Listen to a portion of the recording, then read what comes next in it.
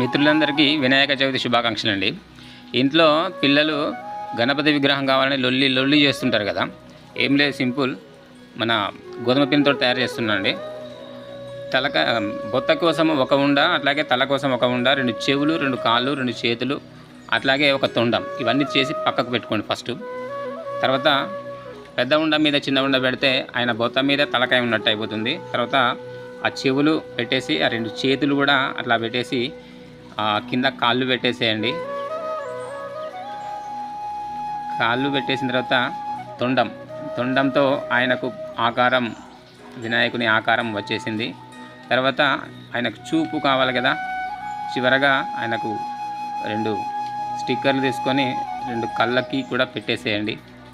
తర్వాత ఆయనకు కిరీటం పెడితేనే ఆయనకు పూర్తి ఆకారం వచ్చినట్టు కదా బొజ్జ వినాయకునికి. ఉంటానండి. జై గణేష.